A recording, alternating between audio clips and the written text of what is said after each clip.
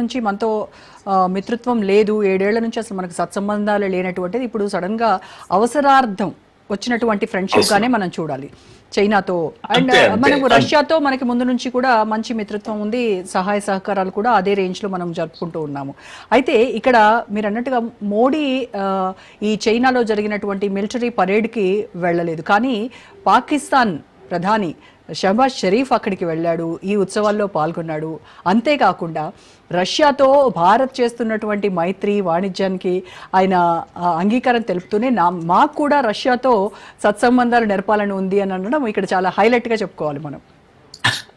అవునవును. అయితే ఆయన ఇంతవరకు అమెరికాతోనే మా స్నేహం అన్నట్టుగా ఉండి, ఇప్పుడు మొదటిసారి ఏంటంటే మాకు సమస్య లేదు, పుతిన్ రష్యా అండ్ ఇండియా యొక్క సంబంధాలను మేమేమి వ్యతిరేకించము, మాకేం సమస్య కాదు, కానీ మేము గౌరవిస్తాం కూడా దాన్ని, అభ్యంతరం కూడా లేదు, కానీ మేము కూడా రష్యాతో సంబంధాలను పెట్టుకోవాలనుకుంటున్నాము, పుతిన్ గారితో మేము ఎంతో ఆశావంగా ఉన్నాం అనేటువంటి మొత్తానికి మొదటిసారి రష్యాను కూడా ఆయన పొగుడుతూ మాట్లాడాడు, రష్యాతో సంబంధం పెట్టుకోవాలన్నట్టుగా మాట్లాడాడు. సరే, ఆయన పాలిటిక్స్ అది అవసరం కూడా, కానీ ఇప్పట్లోనే రష్యాతో దగ్గర అవడం అనేది ఇది సాధ్యం కానటువంటి విషయం పాకిస్తాన్కు. మొదటి నుంచి కూడా పాకిస్తాన్లో జరిగిన అనేక యుద్ధాల్లో రష్యా బహిరంగంగా మనతో ఉన్నది, మనకు ఆర్థిక ఆర్మీ సహాయం చేసింది, వెపన్స్ పంపించింది, నేవీ సంబంధించినటువంటి యుద్ధ నౌకలను మనకు పంపించింది రష్యా, మనకు అండగా నిలబడ్డది అన్ని యుద్ధాల్లో. అలాగే అమెరికా పాకిస్తాన్తో నిలబడ్డది. ఇదంతా చరిత్ర, అంత ఈజీగా మనం చరిత్రను కొట్టేయలేము.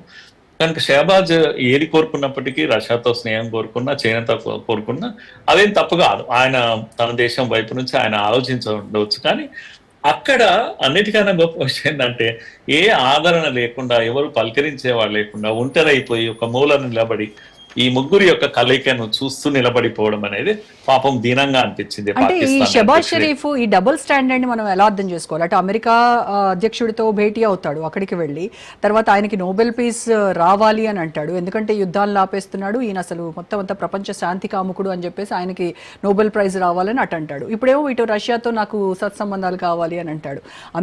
రష్యాతో మనము వాణిజ్య సంబంధాలు ఉన్నాయని చెప్పి మన పైన సుంకాలు విధించినటువంటి అమెరికాతో స్నేహంగా ఉంటూ మళ్ళీ ఇప్పుడు రష్యాతో నాకు సంబంధాలు కావాలి అనేటువంటి ఈ డబుల్ స్టాండర్డ్, రెండు పడవల మీద కాళ్ళు పెట్టి నడుస్తానంటాడు. అంటే ఇప్పుడు ఒక బలహీనమైన దేశం ఎలా చూస్తారు బలమైన దేశాలు, ఆ పరిస్థితి పాకిస్తాన్కు ఉంది. మనకు పాకిస్తాన్కు చాలా తేడా. మనము ఏదైనా ఇవ్వగలుగుతాం అమెరికాకు ఈరోజు, లేదా రష్యాకి ఏదైనా, రష్యా ఆయిల్ మొత్తం మనం కొనడం వల్ల ఈరోజు ఆర్థిక స్థితి రష్యాది బాగుంది. కనుక మనకు పాకిస్తాన్కు పోలిక లేదు. పాపం పాకిస్తాన్ అందుకే అందరికీ బాంచను దొర అనే పద్ధతిలో ఉంటుంది. రష్యా అయినా చైనా అయినా వాళ్ళకు మస్కా కొట్టు, వాళ్ళకి చెప్పినవి చేస్తూ వాళ్ళ స్థావరాలను పాకిస్తాన్లో పెట్టుకోవడానికి, వాళ్ళ ఆర్మీ స్థావరాలను పెట్టుకోవడానికి అన్ని అవకాశాలు ఇచ్చింది పాకిస్తాన్. కనుక ఈ ఏషియాలో అమెరికాకు ఎక్కడ ఇంత ఒక 4 అడుగుల నేల దొరుకుతుంది ఈజీగా అంటే పాకిస్తాన్ లో దొరుకుతుంది. పాకిస్తాన్ లో ఎవరికైనా దొరుకుతుంది, టెర్రరిస్ట్ లో కూడా దొరుకుతుంది. చైనా కావాలంటే చైనాకు రోడ్లు వేసుకోవచ్చు, ఇంకేమన్నా చేసుకోవచ్చు. రండి, అందరూ రండి, మాకు సహాయం చేయండి, అంతే. మేము ఇలా అడుగు తింటూ ఉంటాం. ఇలాంటి పరిస్థితి పాకిస్తాన్కు ఉంది. కనుక తప్పదు, పుతిన్ పొగడక తప్పదు, అందరికీ పొగడక తప్పదు. వాళ్ళకు వేరే అంతకన్నా వాళ్ళు చేయగలిగింది పొగడ్తల్లో మాత్రమే ఇవ్వగలుగుతాం. కనుక ఒక బలహీన దేశం యొక్క పరిస్థితి ఆ విధంగానే ఉంటుంది. కనుక మనం దాంతో ఎక్కడ కూడా మనం కంపేర్ చేసుకోవాల్సినటువంటి అవసరం లేదు. జాలి చూపించాలి, వాళ్ళపైన అంతకన్నా చేయాల్సింది లేదు. కానీ మనం మాత్రం ఈరోజు సగర్వంగా కాలరెత్తుకొని తలెత్తుకొని నిలబడేటువంటి ఒక ఇంటర్నేషనల్ దీంట్లో స్టాండర్డ్స్ లో మనము మెయింటైన్ చేస్తున్నాము అన్ని దేశాలతో. చైనా కూడా ఎక్కడ తలొగ్గలేదు, ఎంత సంబంధాలు పెట్టుకున్నామో అంతే పెట్టుకున్నాము. ఆ విధంగా దేశము ముందుకెళ్తుంది. ముఖ్యంగా ఇప్పుడు చైనాతో మనం పెట్టుకున్నటువంటి మైత్రి వల్ల మనకి ఏవైతే సరిహద్దు వివాదాలు ఉన్నాయో చైనాతో, అవేమైనా కొలిక్కొచ్చేటువంటి అవకాశం ఉందంటారా?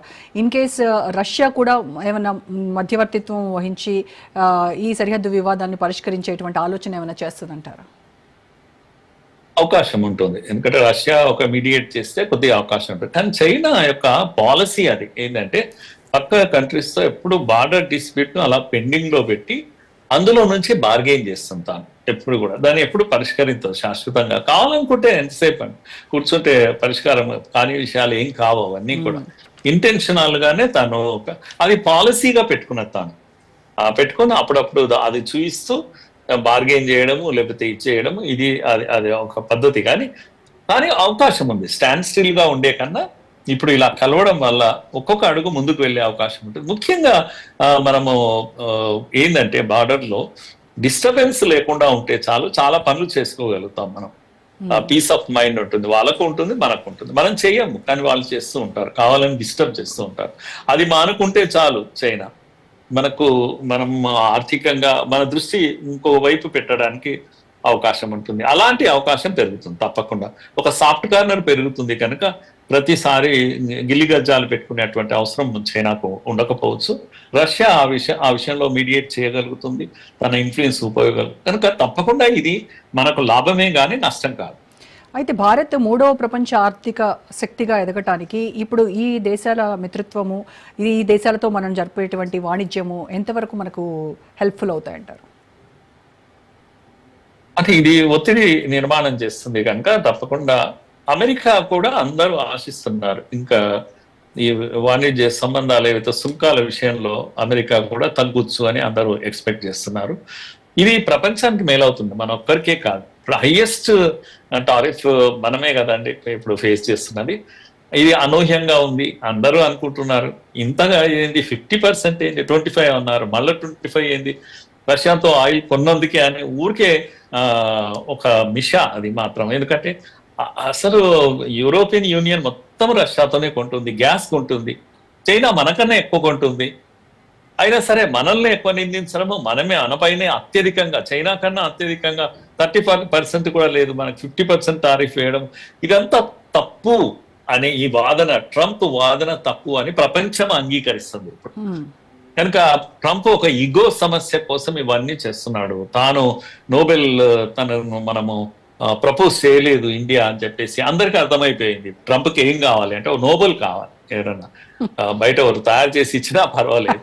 ఇంత పిచ్చిగా వ్యవహరిస్తున్నటువంటి పరిస్థితి కనుక అమెరికా యొక్క పరువు పోతుంది. అమెరికా చాలా వరీడ్గా ఉంది. ఎందుకు ఇలా అంటే అమెరికా ఒక డిగ్నిఫైడ్ దేశం, డీసెంట్ గా ఉండేటువంటి బలమైన దేశం అయినప్పటికీ కూడా ఇంత పిచ్చిగా ఎప్పుడు అమెరికా వ్యవహరించలేదు, ఏ ప్రెసిడెంట్ ఇలా వ్యవహరించలేదు. కనుక entire America population, people of America చాలా వరీడ్గా ఉన్నారు. అందుకే ఆ రేటింగ్ పడిపోవడం, అంత ఘోరంగా పడిపోవడం. వెంటనే నేను అనుకుంటాను తప్పకుండా వాళ్ళ పార్టీ కూడా చర్యలు తీసుకుంటుంది. ఏదో ఒకటి అయితే జరిగి తీరుతుంది. ఇది ఎంతో ఎక్కువ కాలం ఉండేది ఏం కాదు. Right, thank you sir, thank you Murali Manohar గారు.